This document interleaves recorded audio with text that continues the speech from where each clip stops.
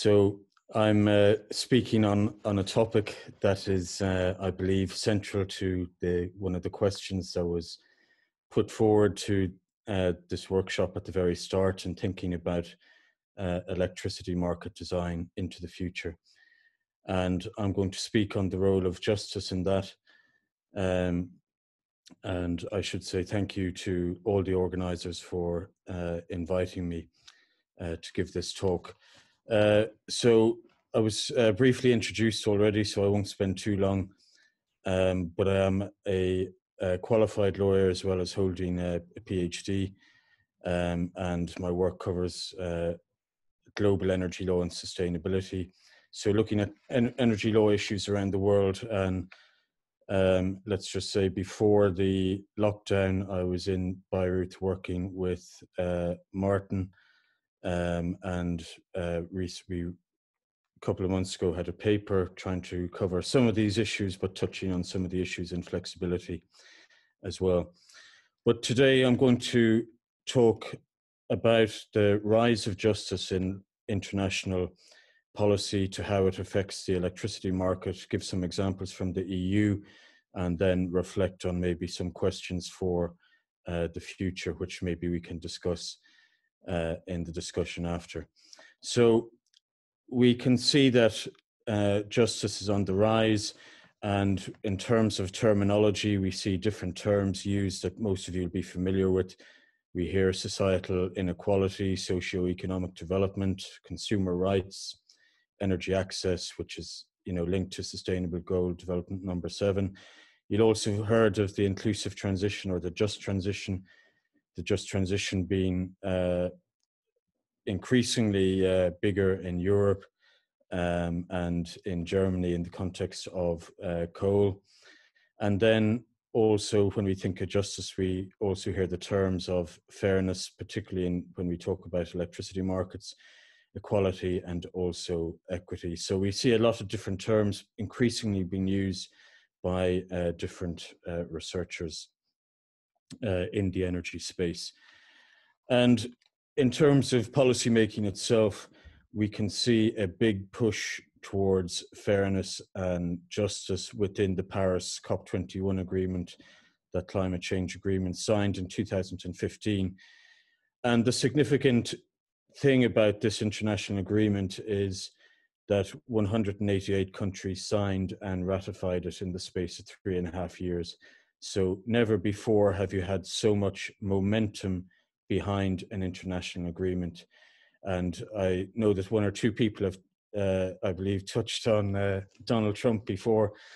It seems like no conference today can you go without mentioning the disastrous stewardship of America by Donald Trump. But we hope that the US won't leave the Paris Agreement.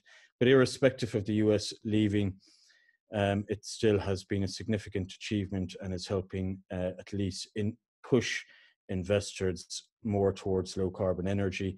And it has clarified low carbon energy and climate policies for many countries across the world. And these will be further cemented at the climate change talks next year. But also, in terms of many of you who are academics here, there has been a rise in terms of justice across the literature in energy research. And you can see that in some of the top interdisciplinary energy journals, in Nature Energy, Applied Energy, Energy Policy, and then more recently in Energy Research and Social Science, a newer journal. But the issue of justice is prominently featured, and all of these journals welcome articles on justice-related topics, which hasn't always been the case in the past. But when we look at the EU and what's been happening, from a legal perspective, we see that EU energy law, it has been really defined by what have been referred to as the first, second, and third energy packages. And let's say policymakers and also lawyers, they don't like to say they got things wrong. So instead of having a fourth energy package, which would be admitting some level of defeat after the first, second, and third, they decided to call the fourth the EU Energy Union, which is what we we have today. But basically, it is, another layer of legislation. And we can see, some of the emphasis of the EU Energy Union. Maybe you could argue it's why it's essentially a fourth energy package. Is it really that different to the other three? But if we're to take the third energy package, which is the one, let's say, the fourth, the energy union, is just being put into place now, the building blocks. But the third energy package was the last one which was introduced between 2007 and 2009. And in terms of justice, there was an increased role for a European regulator.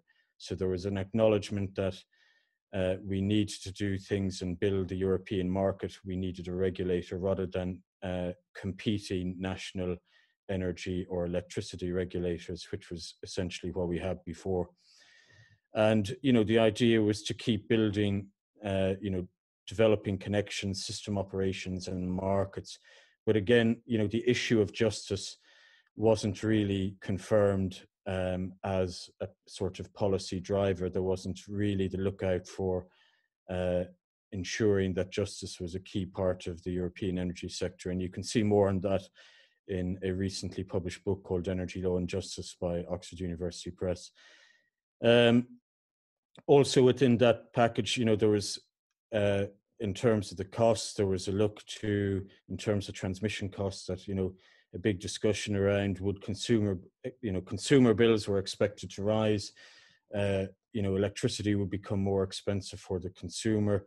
There was limited discussion about the question of the balance between, who should pay for these transmission costs, the consumer or the producer. And then later, after the third energy package, we did have some guidelines of good practice produced by the European energy regulators as part of the European regulator in terms of electricity distribution network tariffs. And there was good practice guidelines put forward. So that means, the EU in some sense was reluctant to introduce legislation where justice played a core role, preferring just to introduce, let's say, best practice, or in this case, good practice guidelines for industry to follow.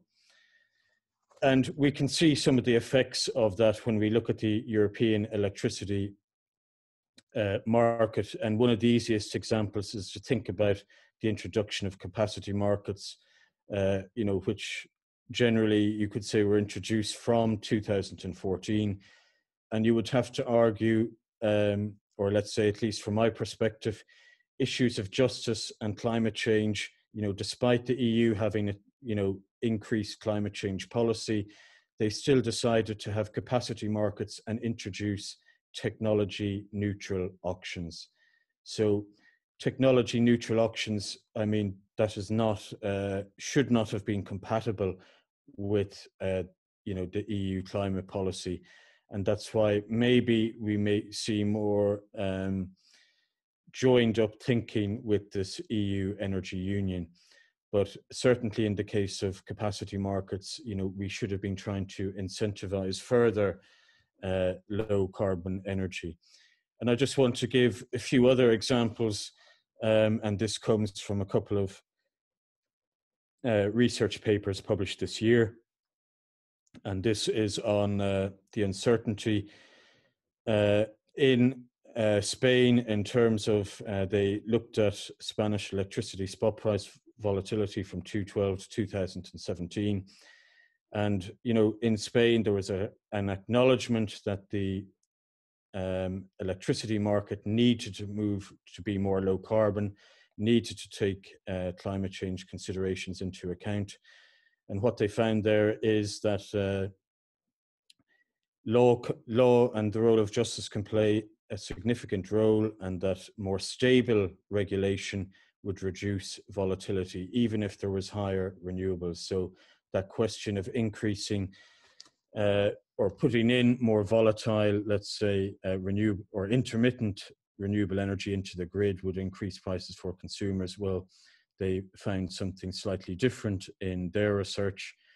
There is obviously a clear role for having a stable regulatory structure which can reduce that volatility in price over time, as well as increasing renewable energy over time.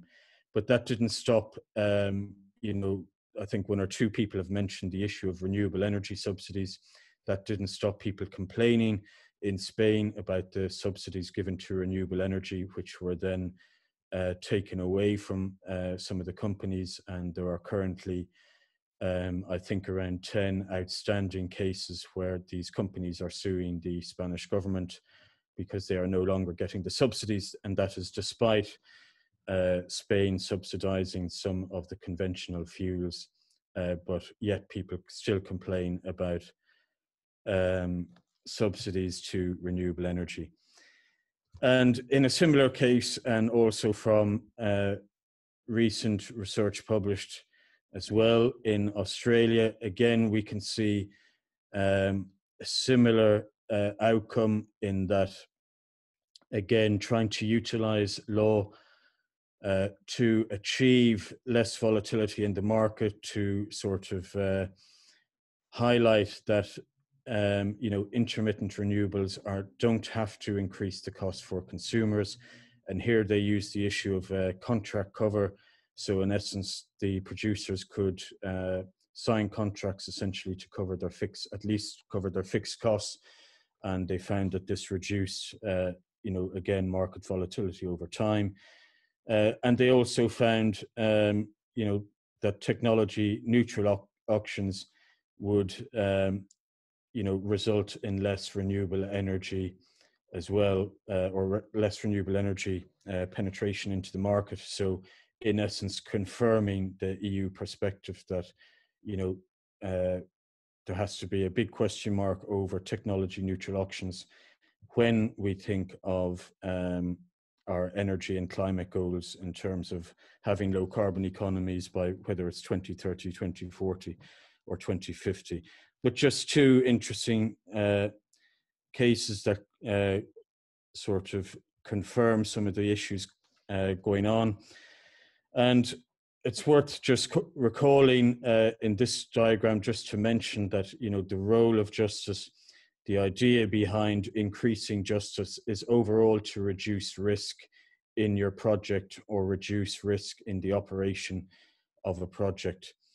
And part of the reason is that, in terms of reducing risk, essentially you are reducing your borrowing and insurance costs, and that's what the law can do. So if you look into the center of the picture here, there are many areas where you can reduce the risk, from the project finance, taxation, economics, such as you're focusing on today, bankruptcy, climate change action, UN Sustainable Development Goals, disclosure, transparency, which is a big issue in Europe in terms of transparency of electricity data, information, rise in technology, data, etc. So these are all ways that, from a legal perspective, that lawyers try and reduce the risk into a company's activities in the energy sector, and thus would reduce costs. So in that context, when we think of electricity market reform, what we have to ask the question is, justice for whom? Who are the stakeholders?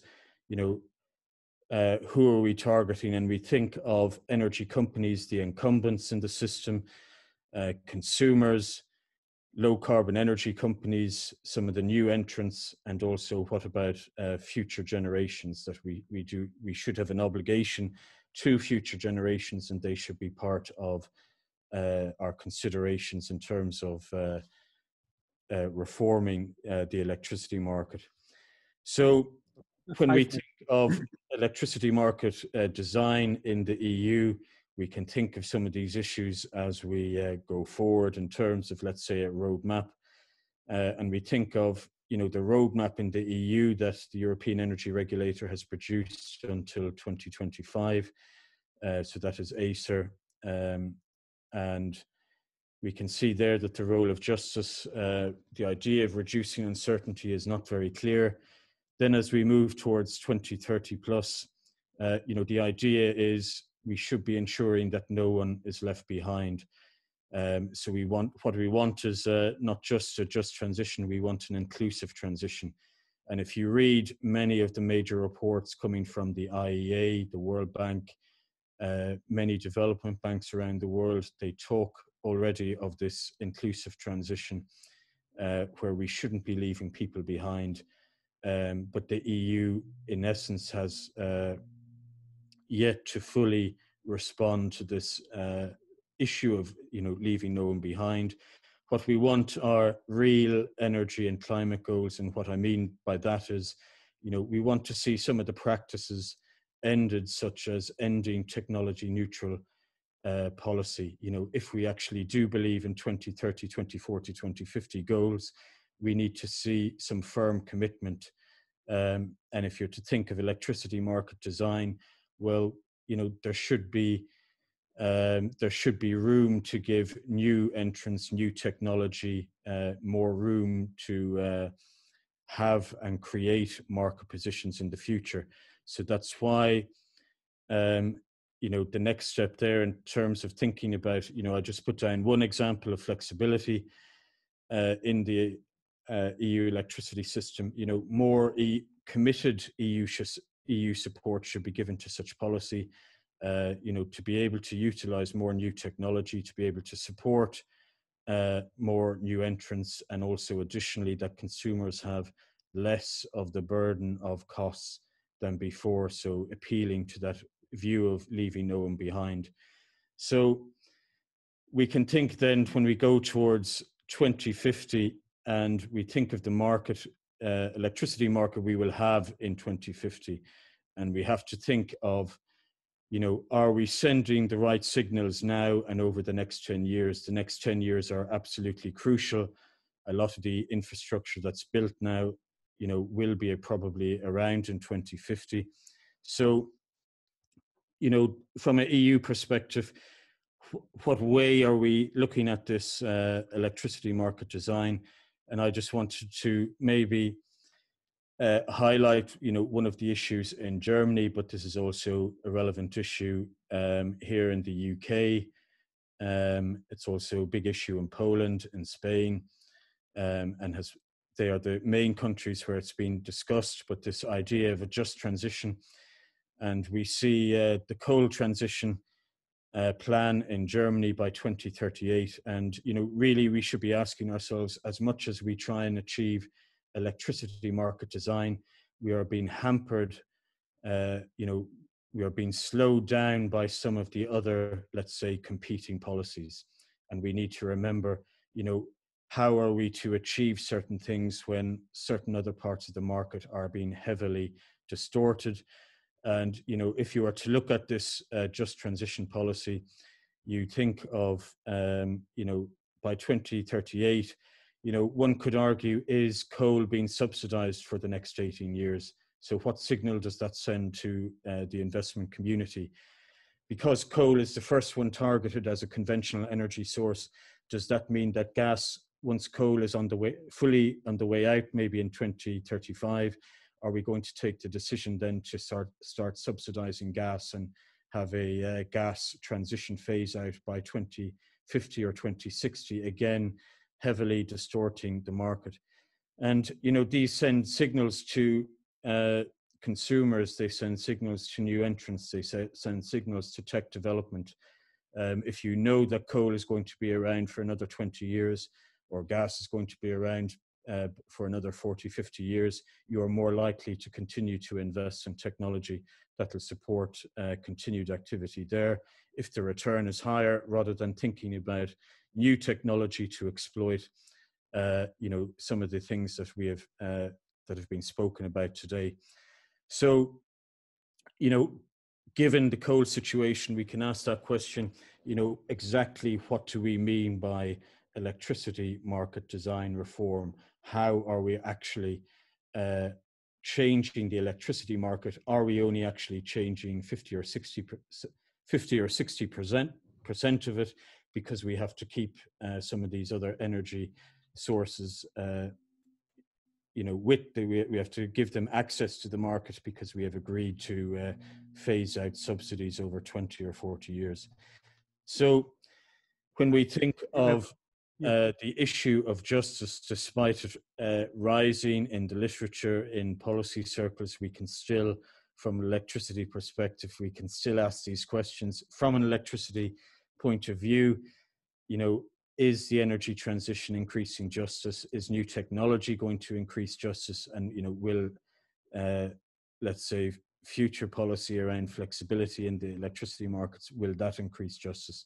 And I think, if we can get these questions right, we can have a more fair electricity system in Europe, and also one that ultimately will have lower costs, because ultimately law and justice can help contribute to lower costs, because it'll be a less risky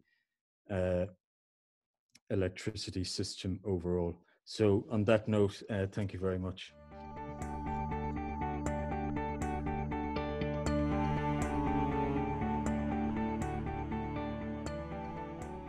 To present today about the electricity market transition and how we can make that work better. And what we do in this paper, which I apologize is not available for circulation yet, but will be in approximately 1 month or a month and a half.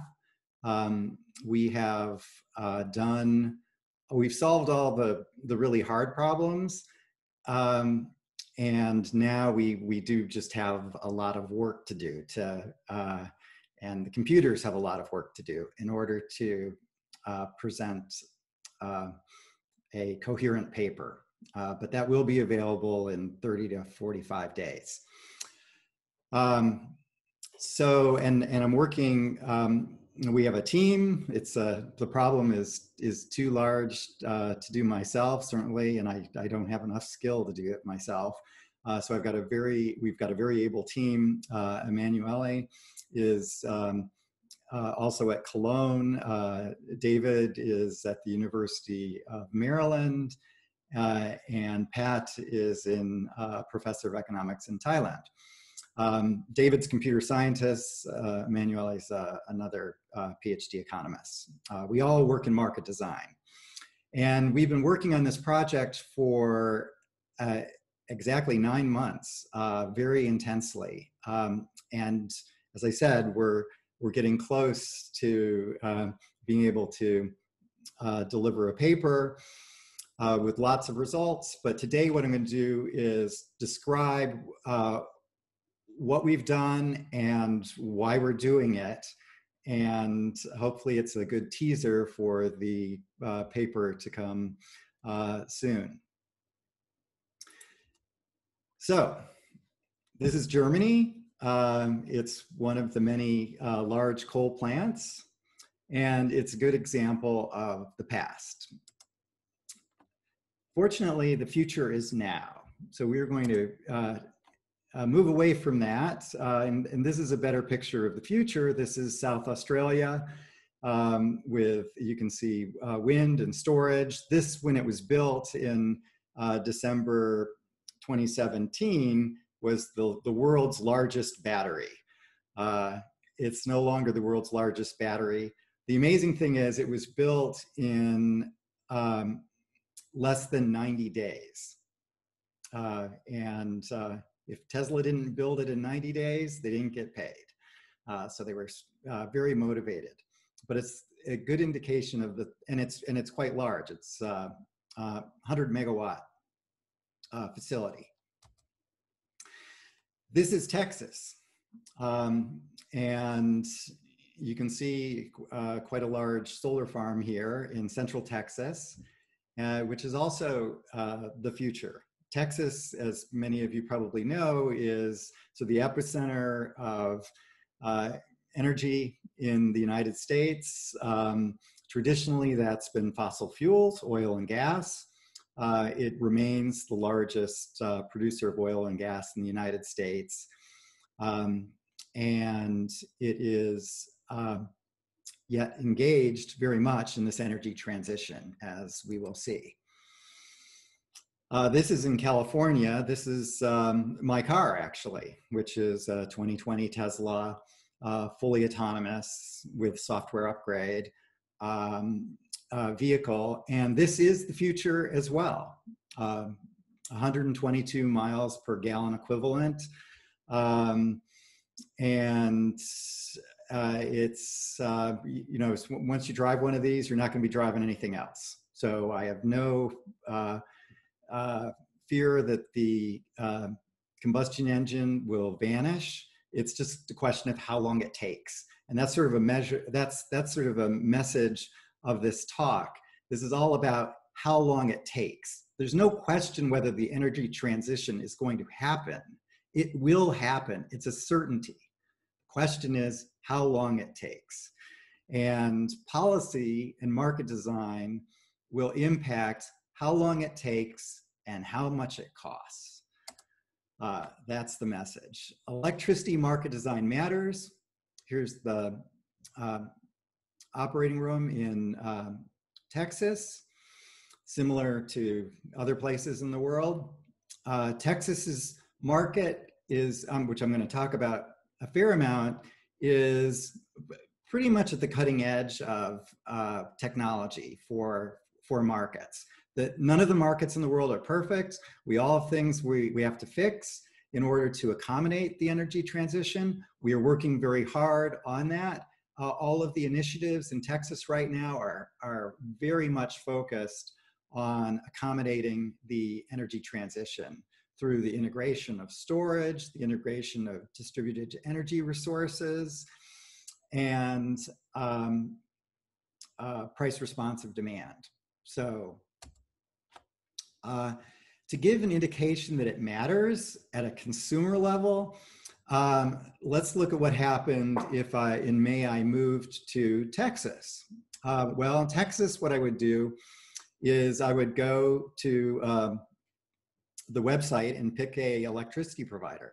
And the provider of my choice would be this one, Evolve Energy, or another one, Griddy, that provides a similar plan, actually identical plan, which is I'd pay $10 a month plus the wholesale cost. And the wholesale cost, including all the add-ons for transmission and distribution, is 9 cents a kilowatt hour in Texas. So that's what I would pay. Instead, in May, I moved to California. So do I have a similar picture in California? Well, not quite. I looked around. The best plan that I can get, I've got a monopoly utility that I get my service from, and they do have a variety of plans. I picked the one that's best for me with my electric vehicle. It's definitely this plan here, which is $16 a month, plus about 36 cents per kilowatt hour, 400% more than Texas. It's huge. That's a significant difference in cost. So when I initially arrived in California, I was paying $1,000 a month for electricity. Now I've done various things, now that I understand the price. So I have some economic efficiency, some energy efficiency moves that have brought that down to 500. But in Texas, that 1,000 would be 250, the 500 would be 125. So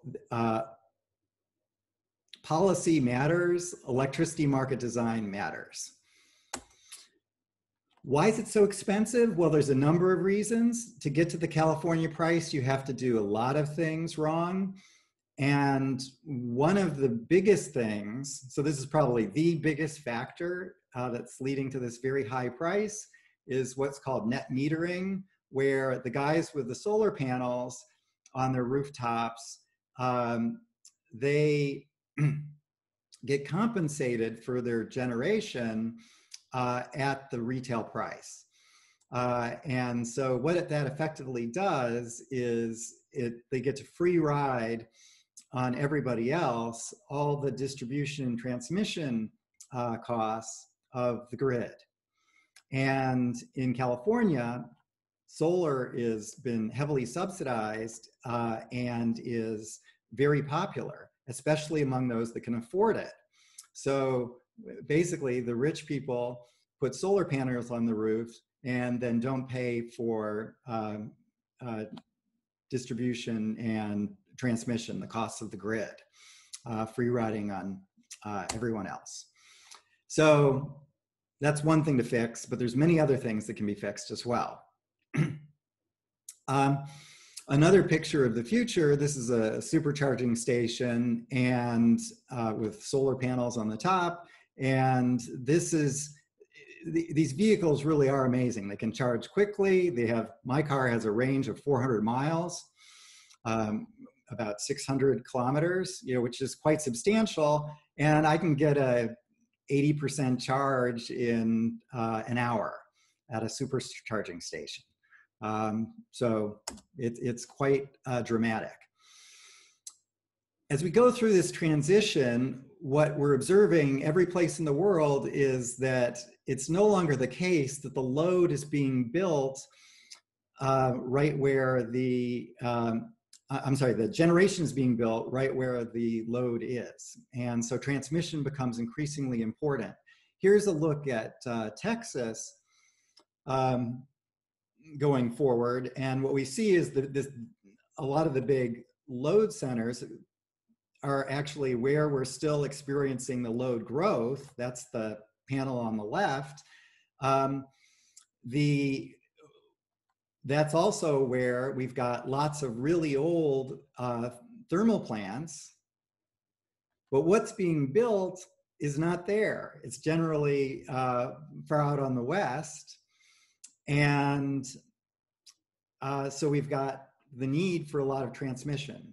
And fortunately, this is anticipated. We plan for this, we build the transmission, and everything works well.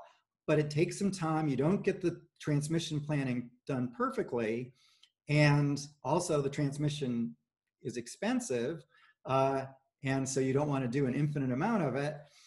And so there are going to be transmission constraints, and the market design needs to accommodate that and accommodate it efficiently. And that's also, and actually this is the last thing I'll say about transmission. Here, going back to my comment on economist justice and social marginal cost and social marginal value, this is an instance where, in fact, following that line of reasoning gives us the right solution, which is nodal pricing. And in all markets should have nodal pricing. Sorry to be so dogmatic about it, but it works. It works very well. It's highly efficient. It sends the right price signals. It is actually conducive to justice because you're sending correct price signals to the market. And that's inducing efficient decisions, which enables us to achieve reliable electricity at least cost, which is the ultimate goal. Are there transfers? Yes, but actually nodal pricing mitigates those transfers, mitigates them. They're much smaller in a nodal market like the United States relative to Germany. Germany, you've got transfers all over the place, massive transfers through massive subsidies that are costing consumers enormous amounts. In Texas, the vast majority of the time, there is no congestion. That nodal price, yes, there's 5,000 nodes, but every node has the exact same price. Occasionally, there'll be some congestion, and the spot market prices that congestion appropriately. It's a transparent signal that's incredibly powerful and does exactly what we want. And it promotes justice in the long term and encourages planning, encourages investments in the right technologies in the right spots. Okay, I promise not to talk about transmission again, at least not until the panel. Climate policy matters. You can see how the world is doing. This is the world. This isn't Texas. The world's not doing too well. Okay. Eventually, we have to get on a sustainable path, and we have not been able to do it for the last 25 years. We've tried. We've failed. What we're doing does not work. Okay. We need something new. The good news is what we need is obvious. We need carbon pricing. Carbon pricing it's not the only thing. It's not the solution that solves all market failures, but it is the solution that solves the largest market failure. It is absolutely essential. If you don't have carbon pricing, you are not going to solve climate change, period, end of story.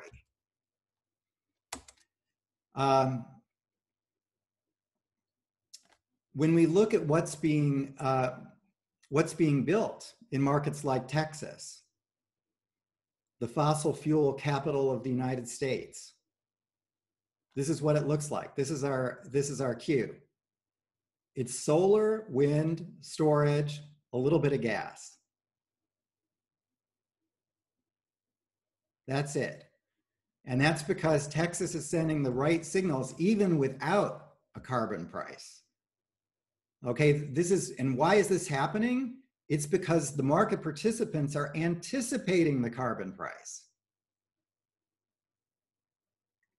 Because when I spend $1 billion in Texas, I don't say, okay, well, Trump said the carbon price is 0, and so I'm just going to go ahead and spend $1 billion on a coal plant. Trump likes coal.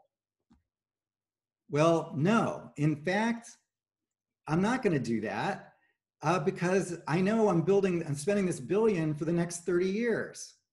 So I want to anticipate the next 30 years. When I anticipate the next 30 years, I recognize the carbon price is going to be significant. So all the energy companies in the world are modeling the carbon price, and the carbon price is substantial. Okay, it's not the $5 or €5 that you might be getting out of ETS. It's it's more like $40, $50 or higher. So this is actually the United States. So when we took the United States, it looks the same. So that first was Texas. Here's the United States: wind, solar, a little bit of gas. What's retiring? Coal, natural gas, and a little bit of other stuff, but mostly coal. 2 days ago, actually it was yesterday, Vista announced that they were going to retire 8 gigawatts of coal. Okay, that's substantial. So this is what's happening. Now, that almost suggests that, well, the problem's solved. We aren't even doing very much effectively, but it looks like it's working. So happy days. Well, actually, it's not working fast enough. When we look at those totals in the United States, although they might seem large, they're just, when we combine the entry of the renewables and the exit of the coal, that's less than 4%. So we need to have more, a faster transition to be really successful. So good market design and good climate policy is all about getting that 4% number higher. And we will with carbon pricing. And carbon pricing, I believe we're reaching a tipping point that now folks understand that carbon pricing actually is an essential component to, despite the fact that the UN can have their meetings, every year and put out these reports in which carbon pricing is not even mentioned, which is sort of unbelievable, or like mentioned once in a footnote. it still is being talked about quite a bit throughout the world. In fact, 2 days ago, FERC, the federal regulator in the United States, held a technical conference on carbon pricing, and it was amazing. There was consensus that carbon pricing at the national level was a good idea, and that the carbon price should reflect social marginal cost, and that social marginal cost was substantial. There were only 2 dissenters, and that was coming from Kentucky and Utah, both coal producing areas. But everybody else was, totally on board. Pretty much everybody else was totally on board, strong consensus.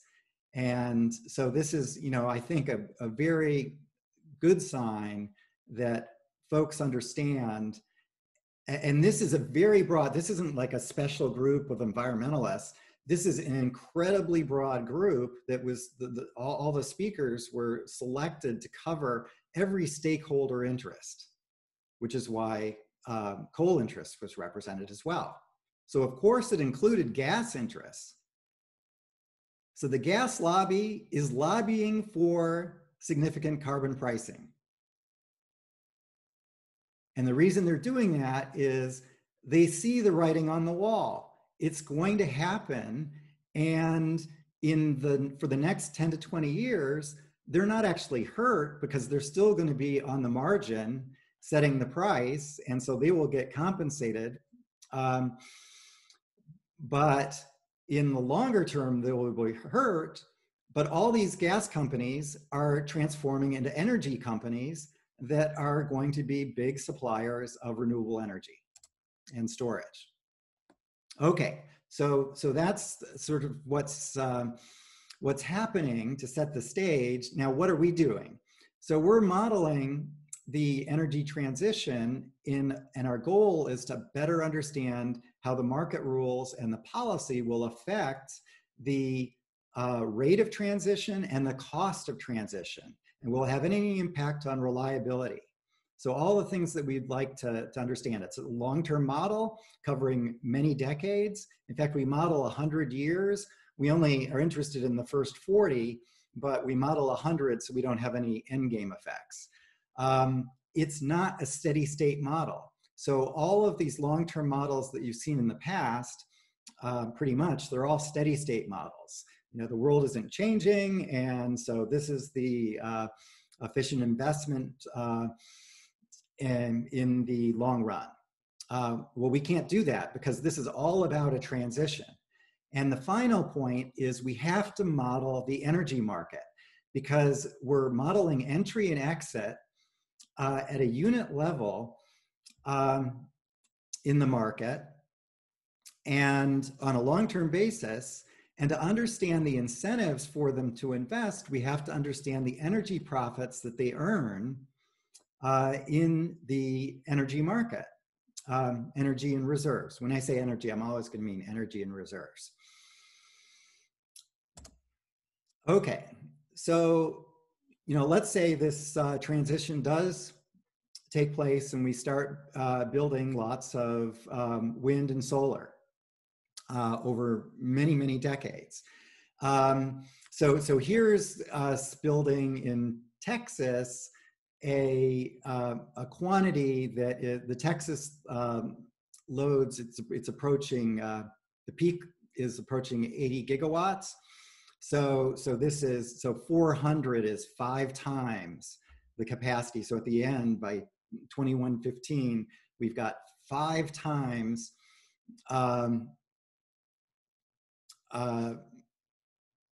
the solar,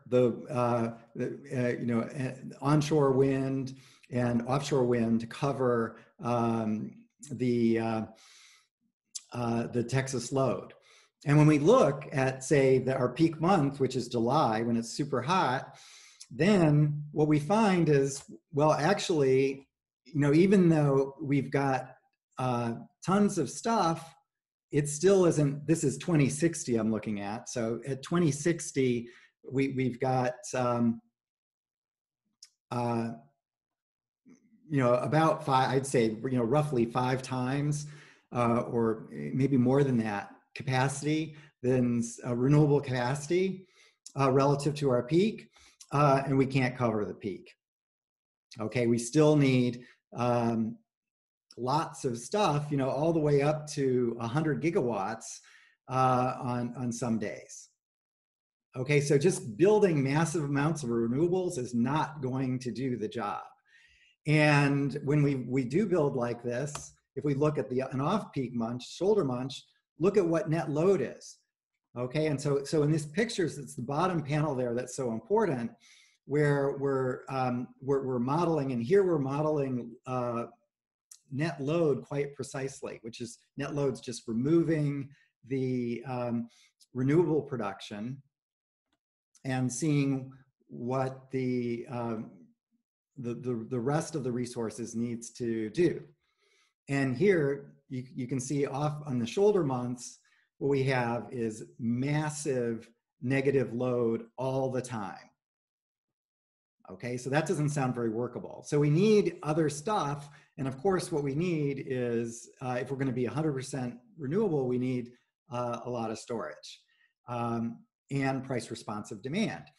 And if we're in the near term, we're going to need a lot of gas in order to, combine cycle or whatever's cheapest in order to provide the flexibility. But in the long term, it's going to be storage and price responsive demand that solves the problem. So the guys in our model are totally rational. They're actually calculating what the rents to expect, what profits to expect from the energy and reserve markets and from the capacity market, if there is a capacity market. And they just look at the net present value from entering with this technology or that technology, or exiting their current plant.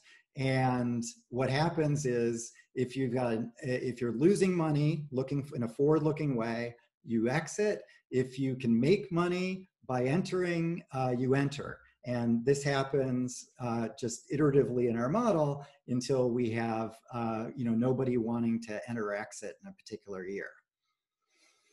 And then in the capacity market model, you'll see this is quite difficult to make the expectations consistent. So we find essentially a near equilibrium. It's not, the calculations can't be perfect, but the capacity market's done when we found a path of investments over the 40-year period where that path is leading to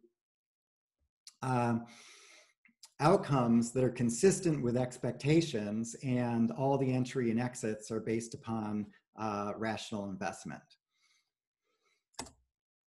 So I said that to do this, we have to model the energy market. We do. We model it in full at a unit level. And we're doing this actually first for the PJM market, which is the largest electricity market in the world. So it's a massive market with over 150 megawatts of peak, which is probably about double the size of the market in Germany, if I have my memory correct. I think you're about 80 gigawatts in Germany.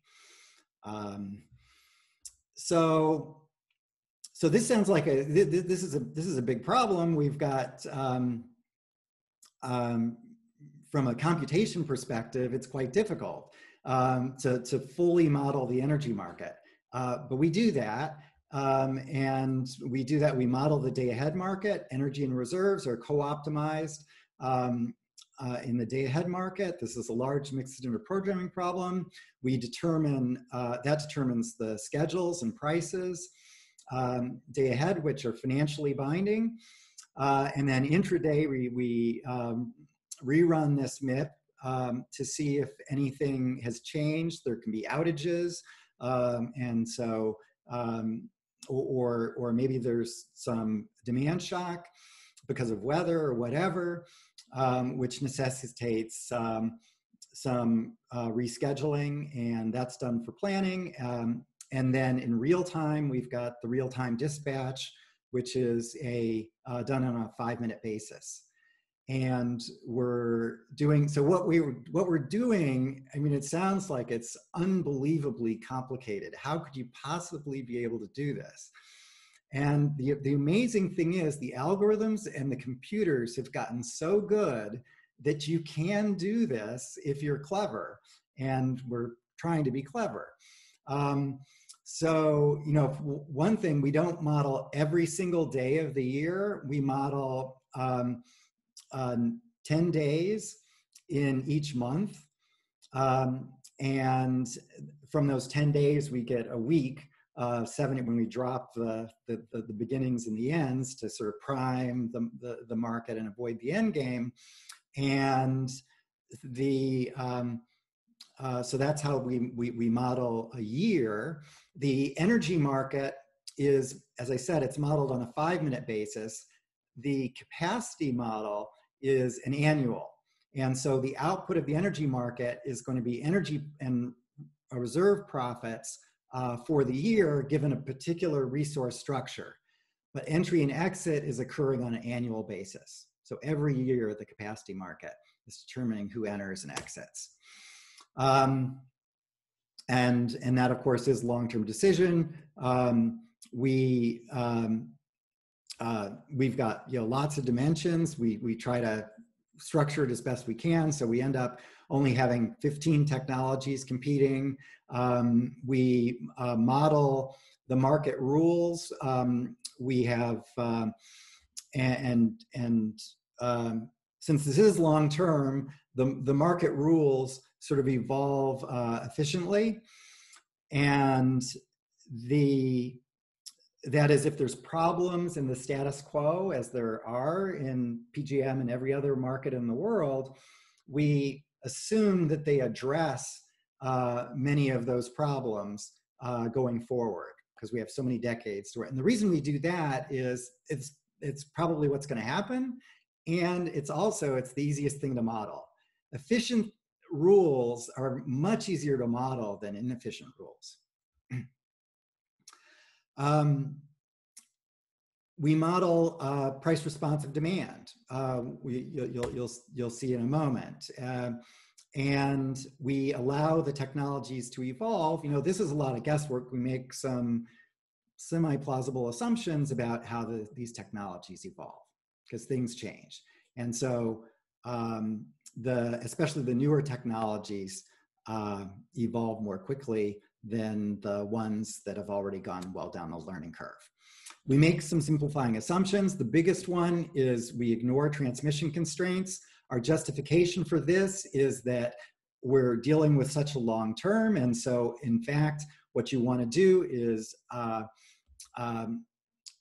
build the optimal grid, and by co-optimizing the building of the grid at the same time you're considering all these entry and exit decisions. We actually don't do that, because that is one step too far in terms of complexity. But a first order approximation is you want the grid to be built to effectively minimize congestion. And now, of course, there's a cost that's also in the objective. So you aren't able to get to our beautiful state of no binding constraints, but I think that that's a good simplifying assumption. We assume that the market is competitive. The PGM market is quite competitive, and there's market rules in place that mitigate market power when it appears. So the one thing that we do is we do allow these hockey stick offers for when a resource such as a CT nears its upper limit it can put in high bids, and we do that. And it turns out we've done it sort of without the hockey sticks and with the hockey stick, and we get the same, essentially the same results, which is nice. So we have scarcity pricing, which was just adopted by PJM, and this is actually very important. So when we run into a shortage, theoretically what the price should be is the value of lost load. Nobody really knows what that is, but it's a big number. In Texas, it's $9,000. In PJM right now, it's a smaller number, more like $2,000, but that number will increase over time. That's what we've seen in all the markets in the United States. It's implemented with what's called operating reserve demand curve, which essentially has that very high shortage price increase. The scarcity price moves up continuously to whatever the shortage price is, the $9,000, quite quickly. And so in fact, since that was adopted, that's pretty much what the case one is what we're doing, the ORDC. You could do it with a discontinuous shortage, but that just increases risk. So climate policy, how do we model that? Well, again, here, the way we model it is with a carbon price. And the reason we do that is that's the way the investors model it. The investors, to simplify the chaotic climate policy that we have everywhere in the world, what the investors do is they make predictions about the carbon price path. And that's the basis for their investments. And that's their sort of major sensitivity in their investments. They don't try to guess, whether which party will be elected and what sort of thing will happen. And so that's what we do. And really, quite frankly, it's the only way to have something that's coherent and understandable in our analysis. Now we can impose any climate policy you want. So if you say the climate policy is we're going to have net zero at 2050, then and it's going to be linear transition to that.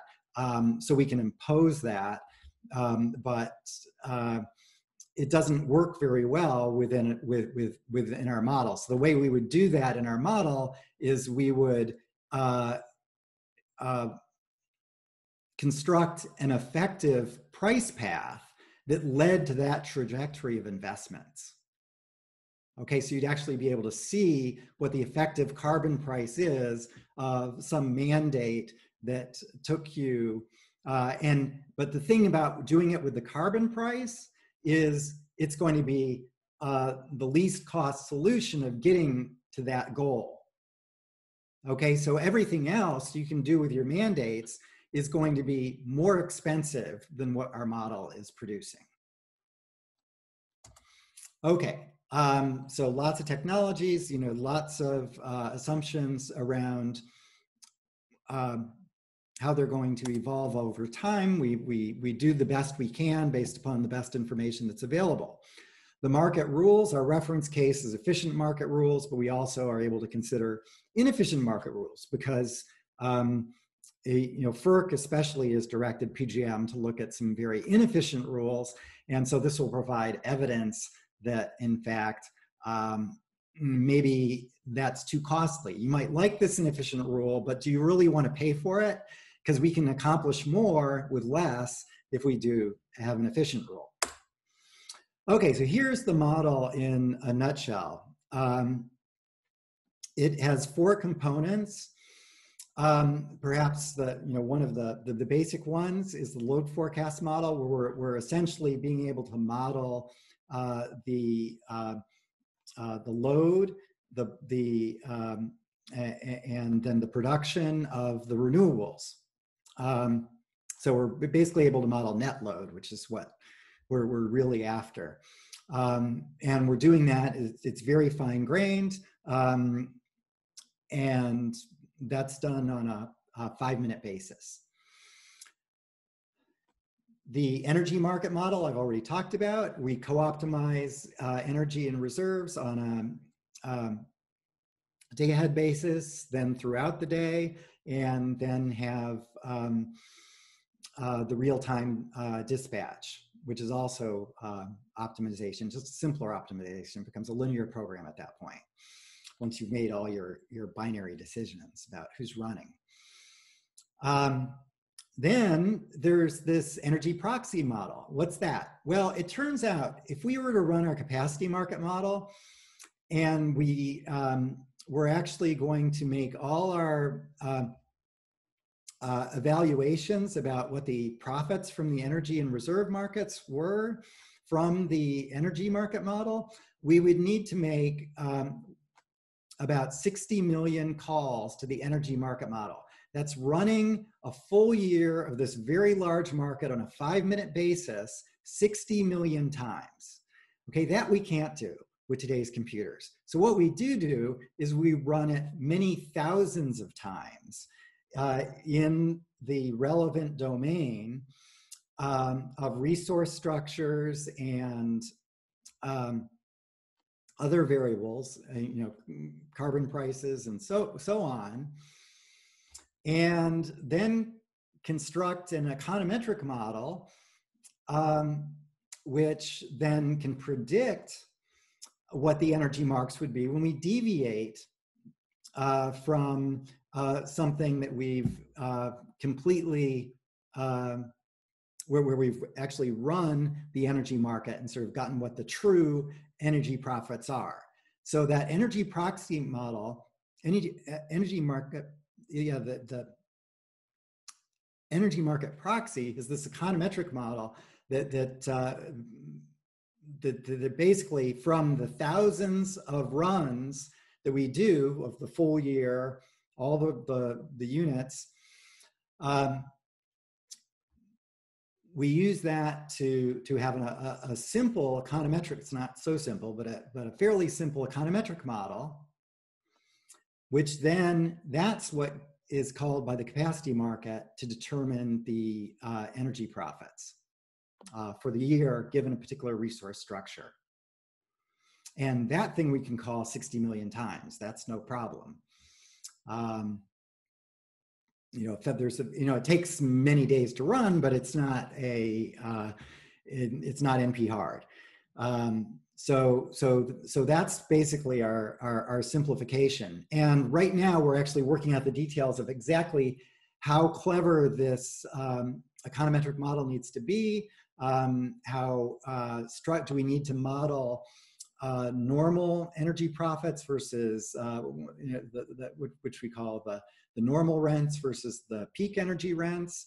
What happens at peak times, which happens very rarely, those peak times, but are very important for revenues. So I have details about each of these components. I'm not going to say hardly anything about them because I think I've done that already, and I'm sure we want to get into discussion before too long. But each of these components is actually quite sophisticated and quite powerful in what it does. The load forecasting, the energy market model is especially, this is where we've really spent a lot of time is on the energy market model. And one of the things that we do actually better than the state-of-the-art system operators is modeling storage. So one of the things we realized is storage is going to be hugely important in a lot of interesting cases that we want to study down the road. And so we need to fully integrate storage into the model. So how do we do that? Well, the storage bids its characteristics, and we optimize its schedule and dispatch based on that. And so we've directly built it into the optimization, and that's not done in the even the best markets in the United States yet. So this is a very useful advance, and something that all the markets in the United States are focused on right now is trying to integrate storage in a good way. And we're doing that. We're co-optimizing storage day ahead and in real time. And it's difficult, but it's doable on today's computers. So that's really very nice. Real time has been a big challenge for us. And the final thing that we had to introduce to make all this work nicely is the frequency regulation market, which we do. We don't actually have frequency in our model, but what we do is we've got some dummy resources. One's a storage resource and one's a ramping resource that can provide us flexibility within the 5 minutes, and the 5 and 10 minute range. And that's actually preventing too many shortages that would otherwise occur when crazy stuff happens. And that's exactly why the markets have a frequency regulation market, because they actually need it. We needed it too. And so we added it. Okay. It does involve a lot of computation. So we actually have 5 minutes? Sure. We have 22 servers, high-end servers in Finland, using green energy that are working 24/7 to compute just on the energy market model. Basically running this very large market, 5-minute basis for different resource structures and different assumptions. And we can do the thousands that I talk about. We can do about 1,000 a day, 1,000 runs a day. So 1,000 full years a day. So that adds up. And of course, the more data we create, the more the energy proxy model works really well. So storage, which I've already talked about, it's fundamentally different. You can't think of it as, well, storage, easy enough. It's a generator some of the time, or it's price responsive demand. What is it? Well, in fact, it is both demand and supply, and it's fundamentally different than the existing generation and the existing demand side. And it does need a new approach. And but fortunately, with optimization, it's readily handled. You can directly model it in the MIP. You can directly model it in the linear program in real time, which is exactly what we do. Price responsive demand, we just have a very simple model here. Our simple model is that there's a lot of people that are not price responsive, and then there's some people that are price responsive. And the guys that are price responsive have a constant elasticity. And what happens in our scenarios is that we start with 0 price responsive guys, and that increases over time. And of course we can keep it at 0, or we can increase it, and we just have and then it stops at some point once we reach a particular level. But price responsive demand is very important. And again, we're directly modeling it in the energy market. Okay, I've talked plenty about the proxy model, the capacity market model. It's this was a huge task as well. But but it actually works. It converges, 2 minutes. Okay, lots of resources types, lots of things to calibrate, lots of scenarios. And so let me get to the results. Well, we're not quite there yet, as you can see.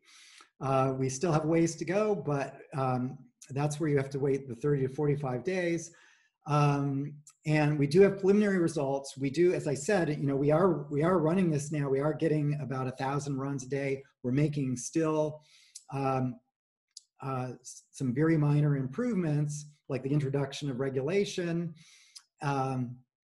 And once we have those, then essentially we're just going to run the computers and look at alternative scenarios, and then we'll be able to present the results. But the really nice thing about this is it's a very micro model that enables us to effectively evaluate alternative market designs, alternative policies with respect to the metrics that folks care about: the efficiency, the cost to load, the reliability, the profits for parties. And so we're quite excited about it, and look forward to talking to you and others down the road. And our plan is it's not something that just applies to the PJM market. It applies to every market in the United States, and in fact, it applies to every market in the world. So Europe would be another natural place to look at this, and ideally enable rich evidence about what the costs of alternative policies are, and whether or not things like carbon pricing actually works when you have rational actors, and what sort of carbon price do you need to get to net zero by 2035 or 2050 or whatever. This model will give you a very micro detailed estimate of what those implications of those policies will be. Let me end there.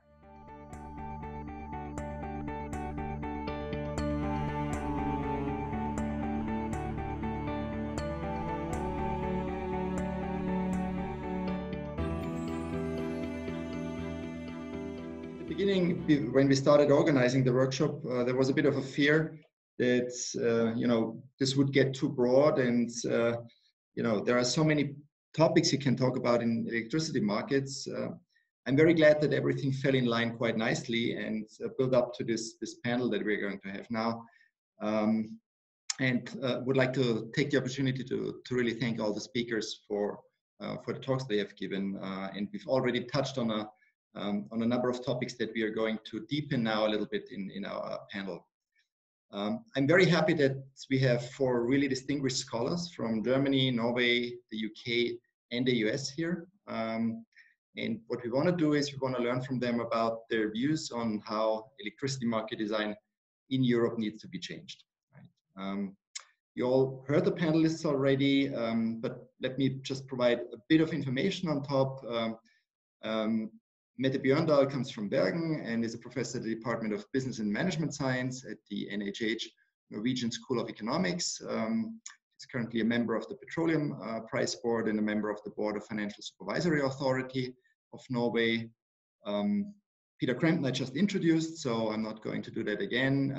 Rafael Hefron is a professor for global energy law and sustainability at the Center for Energy, Petroleum and Mineral Law and Policy at the University of Dundee.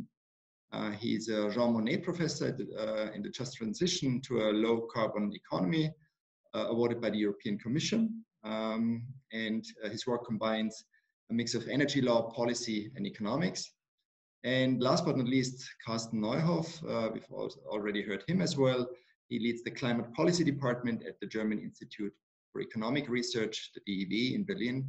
And he's a professor at the Institute for Economics and Law of the Technical University of Berlin. He holds a PhD in economics from Cambridge and a master in physics from Heidelberg. And he investigates how policies and markets can be designed to achieve carbon neutrality, and has advised numerous governments, the EU Commission, and international organizations. So a very distinguished panel. I'm really happy about that. So what we plan to do here is, I first want to ask the panelists to provide an introductory statement. I would like to ask them to limit it really to 5 minutes, and we'll be brutal on this. After the position statements, we are going to have a bit of a discussion on the panel, focus in on a few specific questions that we already touched on to some extent, particularly in the morning. And then we open up the panel for questions from the audience. And I would ask you to just, again, post your questions in the chat. This worked out nicely so far, and I'll pick it up from there. All right. I would suggest we go in alphabetical order. So, Mette, do you need any slides? No, I don't need slides. All right. Okay, so I think that rather than stating my positions, I may ask some questions. Even some of them may be a bit rhetorical, maybe. So, I think just how detailed should prices be? That's my first question. This is the nodal zoning debate, and we have been several who have been talking about that large zones creates problems for themselves and for the neighbors. You can have strange incentive effects when you do redispatching. It's a lot of money involved, and also it's susceptible to gaming. And then we see that zonal pricing is being reinforced as the general principle in Europe, not only in the day-ahead market, but also in the intraday and in the balancing markets with the Mari and Picasso platforms. And there may be good reasons for it, as long as the day-ahead market is zonal. But on the other hand, there is a very, very short time after the platforms for the frequency markets closes. So there is very little time to solve remaining problems. And at least in our country, we are going to have problems with that. So not necessarily obtaining feasible solutions, and you have to do something about that eventually. And balancing markets has usually been the place to do that. As long as we are doing zonal pricing, there will always be this debate, I think, whether on moving towards the nodal system. And if not nodes, how many zones are we going to settle on, and how are we going to define them? So I think that this is not very surprising, maybe something that I'm very concerned about. And also, I think that there is a lot of talk about flexibility, demand response, and things like that. And my question is also then, does it make sense to design all these really advanced mechanisms very locally when you are doing this crude approximation in the wholesale market? The demand response itself creates a lot of questions, new roles, maybe new regulation. We started with a vertical separation of grids and market agents. Is that still valid? I think that's an interesting question too. At least that's what we see, that the distribution networks are moving into local flexibility markets, while so far their only responsibility is on the grid side. So they don't really are allowed to do any market operations. So I think that's the main issues, I think, from my side. But then there are also a couple of things on renewables. So listening to Peter Crampton here, you do have a centralized market for just about everything. You do unit commitment centrally, but what about the hydro? Well, how are you going to operate hydro or batteries centrally? And what about the uncertainty that you have for the wind power? Why don't you do that centrally in a centralized dispatch as well? And then you get into completely new kinds of dispatch problems. So in a way, when you do the unit commitment centrally, you should also maybe do the other things centrally. And that's a question that I really don't have the answer to. And then you get into the capacity markets, of course. Is that the question, or is that the answer to the question when you have the zero marginal cost environment of renewable generators? Or is it something else? And I fully agree with you that when it comes to capacity markets, I'm really not sure whether that is necessary and sufficient, but at least start with the short-term pricing, and then we'll see if it is. So get rid of the price caps and whatever hinders peakers to get a price that they can live off, and then maybe we see if it's really necessary. Yeah, so I think that's my statement. Well, thank you so much, Mette. Peter, you're next in line, and since you just got a question, you might as well answer it right away. Good. Yeah. So yeah, I can.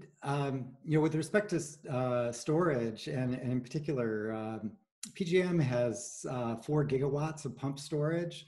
There's actually, they don't have Norway's hydro capacity, unfortunately, but there is this 4 gigawatts, and it's interesting that actually is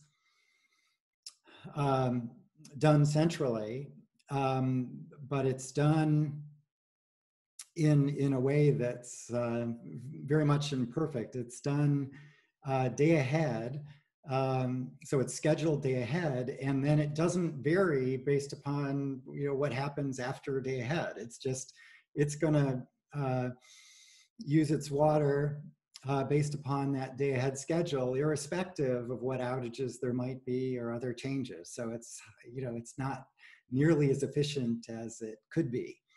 But I'm sure that they're going to move towards a more efficient system.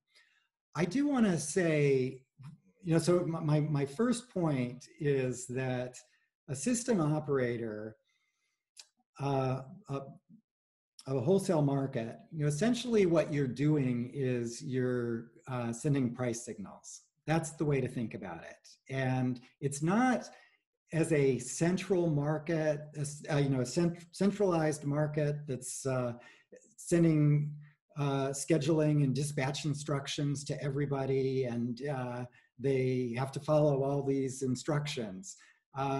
In fact, it's prices that are the cornerstone. Yes, there is this co-optimization of energy and reserves day ahead, throughout the day, and in real time. That's a good thing, but the output of that is prices. And the prices are inducing the behavior. When ERCOT or any other system operator sends an instruction, those instructions don't need to be followed. Guys get to do whatever they want, at least in the United States. They get to do whatever they want. And there's ramifications. There may be penalties if you deviate, but it's all based on prices. It all gets worked out in the settlement. And so price is really the cornerstone, and you want to make sure that you're sending the right prices in each of these markets. And that's in terms of electricity market design, it's actually incredibly simple. Are you sending the right price signal? If you're not, you've got a flaw in your market design. Now, there could be reasons that you're sending the wrong price signal because there's some other market failure, there's market power or something. So you have to have rules that mitigate other potential market failures. And our markets have that. Basically the markets are quite competitive almost all the time, except for when local transmission constraints bind, and then we've got very specific rules. And that's why nodal pricing works so well, is because of those specific rules, that when there are sort of extreme instances of market power, they are addressed automatically by the market design. So that's very nice. in terms of so essentially, the title for this panel is the electricity spot market design and fair and efficient pricing. And it is, so in the US, our regulator is in charge of making sure that prices are just and reasonable. But the focus is always actually on prices, even for the regulator. And to me, as an economist, just and reasonable, I interpret as, reasonable means, both just and reasonable are really around efficiency. Granted, the just part brings equity into the mix. And with respect to equity, there are solutions that every market has gone to. One is, with respect to equity, there is lots of aggregation at the load level with respect to pricing. So while all our markets are nodal in the US, that nodal pricing happens on the supply side. On the load side, there's lots of aggregations into load zones. And that works in a world where the demand side is not actively participating in the market, which is the old days. That's the way it used to be. But in our future world, we have to have the demand side involved. And that's for the reason, people are wondering, well, how can you have these wholesale markets where everybody's got zero marginal cost? Well, the reality is they don't. Not everybody has zero marginal cost, and not everybody has a flat value of lost load. And load has different value for different parties and at different times and circumstance. And so it's very important to get the price formation in the spot markets from price responsive demand and storage, both of which are going to be huge. And especially if we think about electrification. So with transport being the biggest one. Okay, first of all, with respect to climate policy, you have not addressed climate policy if you haven't addressed it in the electricity sector and the transport sector. Electricity is easy. We can do that with a carbon price. We know the instrument. It can be implemented very quickly and simply by all the system operators, and that's essentially the proposal that's on the stage in the US. That's incredibly important because that's what enables a fast transition, which enables the addressing climate change in the transport sector through electrification. But the transport sector, we have to work on that. What's that going to do? It's going to bring all this battery, all this storage capability at the very local level, which is why we have to have more granular pricing on the demand side as well. So let me stop there. Very good. Thank you, Peter. Rafael, you will be next. Thank you. And can I just quickly share my screen? Of course.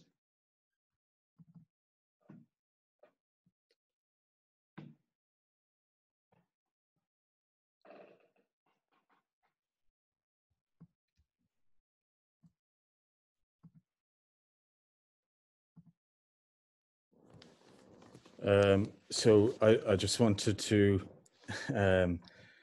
highlight just an infographic that I made on the just transition to a low carbon economy.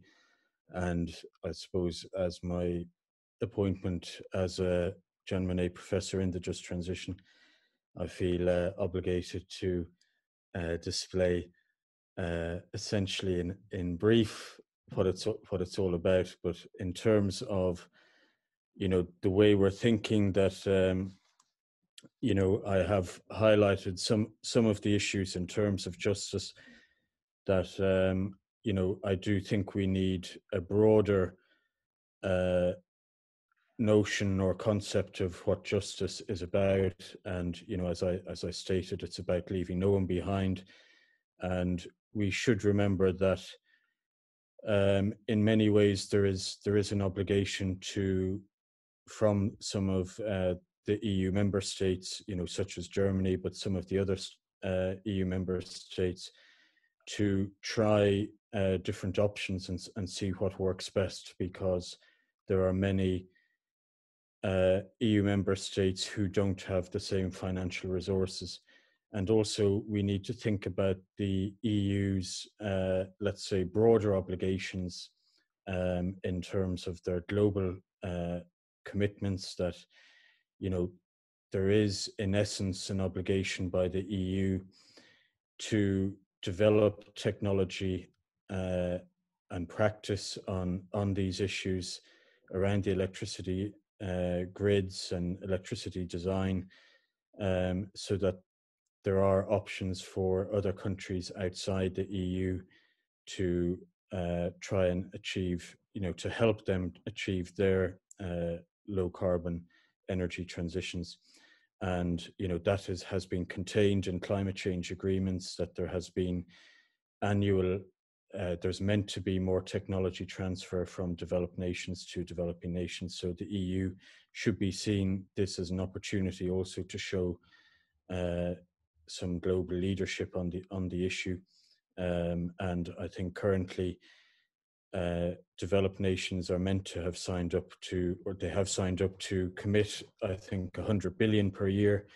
And I don't think that's the case yet. I think it's around 70 billion per year.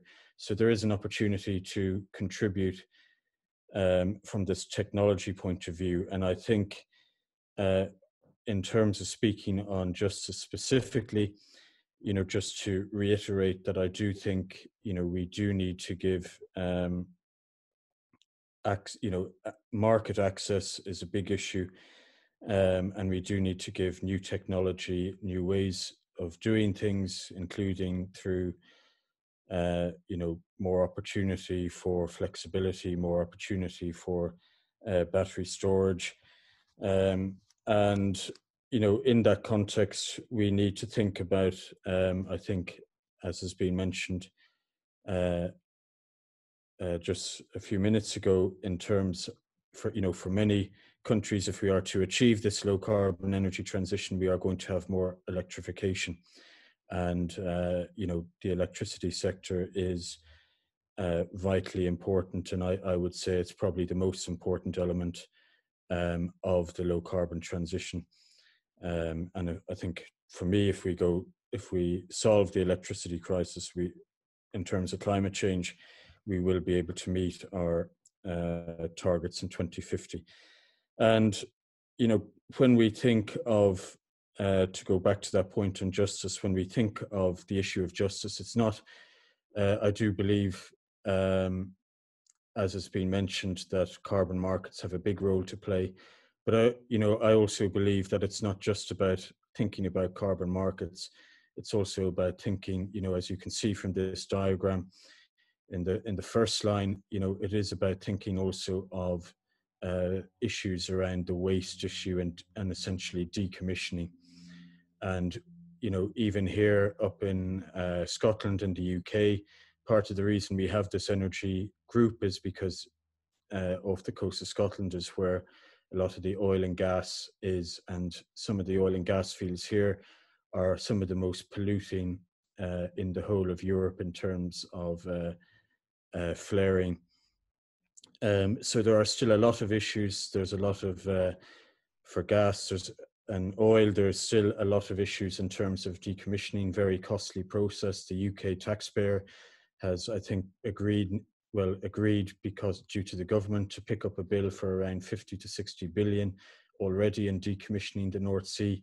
So, I mean, it's not just about the carbon markets. There's also a legacy waste issue. And, you know, we can see that also impacts upon the price of electricity later on. So for me, I think we need to think about justice in a broader way and think about, you know, how we can achieve change and push more low carbon into the energy sector or into the electricity sector faster. And I recall that there was a brief special issue in Nature back in 2017, which was all about the energy transition. And the lead article, written by 7 or 8 academics, I believe, you know, highlighted back then, you know, things are happening far too slowly. And maybe it's a question for other members of the panel too, but I'd like to know their thoughts on, you know, if we can't get a carbon tax fast enough, what are other ways we can achieve gains fast? So I'll leave it there. Thank you. Thank you, Rafael. Carsten, do you have any slides? No, just a few words. And happy to directly follow up from Rafael in terms of just transition. I think it's a good thing to keep in mind what we've got as an objective. Industrialized nations have to get climate neutral, I think, in 2030s if you want to kind of stay below 2 degrees, assuming that emerging economies in developing countries will take a bit longer for multiple reasons out there. And I think that really puts the speed of this transition on the table. And it raises, I think, a set of questions. And Peter's model was kind of suggesting getting climate neutral in Texas by 2130. Obviously, now the question is, what is the difference between doing this over 15 years, 20 years, or 150 years? And part of the question around this relates then, can we just scale up the carbon price to achieve this objective? And one of the points in terms of scaling up the carbon price, sorry, just the picture changed, is often seen, what can we do in different regions? I think we have now a very promising debate in Brussels on the carbon border adjustment mechanism, where we discuss now how can different regions of the world have different carbon pricing levels. So I think that comes back to Rafael's point. Carbon price in the range 50 to 100, I think, is an important part. And I think it's essential and necessary, but also sufficient in industry and power in terms of the price level, but it's not sufficient in terms of the speed of the transition that we're looking for. And therefore, I guess we'll have to look also beyond the pricing mechanisms by themselves. Doesn't mean that we don't need the pricing mechanisms. I'm fully with, I think, the debate throughout the day that pricing, particularly in power, is a very essential part. I started almost 2 decades ago working on European market integration because my sense was we have to pool renewable resources across European countries. European power pooling was happening before that in a gentleman's club. I give you some power now and you give it a bit later to me. That works in a homogeneous system. But now power is very different in terms of value at different times. So we don't want to have a gentleman's club anymore, not because of gender reasons alone, but also because it doesn't give the sufficient cooperation opportunity. So we need the market system to work in the system. And I guess we saw a lot of arguments today in terms of making it local pricing systems and how they can operate. I don't want to repeat them all throughout the system now, but I think there was a really good debate today and enjoyed a lot of the discussions there. I think the second part that comes then is back to just transition. How can you invest in such a system in the scales of renewables, in the scales of networks that are needed? For the networks, I think we have a consensus across Europe, again, was open 15 years ago, that this would be regulatory-backed investments to get really low financing costs, and we make public choices where we want to have the grids. Wind and solar, if you go to invest pension funds, for them it's infrastructure investment. It is infrastructure, we make public policy decisions around that. So if it considered to be infrastructure, then get low financing costs around this. See how we run auctions to kind of get the assets that we want in the system and share then the conditions that we got for this power for industry and consumers so they can benefit from lower prices and more secure prices going forward. I think that's an agenda that we will have over the next few years, I mentioned earlier on, along these lines. The same comes to play to carbon contracts for differences. Jörn Richtstein here, it's his big topic. How can we secure carbon prices for investors and revenue streams that come from this? I don't believe a carbon price floor is a very effective system because the level we agree in Europe would be too low. And it's still uncertain. If you make a contractual commitment, then you can make an investment against this. And that's where carbon contracts for differences really play a strong role going forward. The attractive feature of taking away these regulatory risks is it's socially fair. Risky stuff is tough to invest. Only rich people can invest in risky stuff, and then they get the high returns from this. Reducing the level of investment allows pension funds and everyone to go into these assets, and everyone then benefits from the lower cost activities. So it's a big component of just transition, I think, is hedging this risk components and thinking about power market design, how to play around this to kind of get this framework ready for this. And I think I liked Rafael's point. We have to think of this internationally as well. We start to see some of this in the European debate. We just agreed 750 billion joint investments across Europe for the recovery package. A lot of that into the green area. A lot of that about risk sharing, who takes loans and offers the guarantee to each other. And I think we can think of this also, particularly on renewable power, as a way of perhaps working better together in the future as well. And finally, I think the overall picture then really comes back to one question, I think, that has changed over the last 2 decades. We started to see the entire debates as something where you have to look for windows of short opportunities to push policies into the framework. That's why we got renewable policies that were very firm in law to kind of then, once you had the political opportunity to put something into place, to make it robust to the strong lobby interests of incumbents that wanted to kill renewables for a long period. Yes, Peter, it resulted in some instances in inefficient choices, but that's the only thing that was possible at the time against the political economy in a country like in Germany, but in many other parts of the world as well. So I think we shouldn't criticize old-fashioned renewable policy for the way it was done. It was done in a context where you had to kind of seize the moment of political opportunity and lock something in, however inefficient it might be, to be effective at the end. And I think it has been effective. That's what we build on right now in terms of the renewable strategies that we have globally. But we have changes there now as well. We have a far stronger societal backing in many countries, which allows us to implement something like a climate law, which puts a more structured approach towards implementing policy and restructuring these policies over time. And I think this allows us, again, to take public policy a step further forward, to have well-governed policy, which gets more efficient through this way, gets easier adaptable to the circumstances, and therefore allows us all to continue to do quite active structuring of the policies that we use, which is necessary if we want to succeed with this just transition over the next 15 years in Europe and a bit over the next 25 years at a global level. Thanks.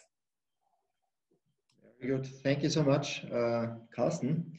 So as you've seen, for the position statements, I wanted to be very broad and really in order to elicit what the panelists think are some of the most pressing issues. And we got a lot of topics now covered.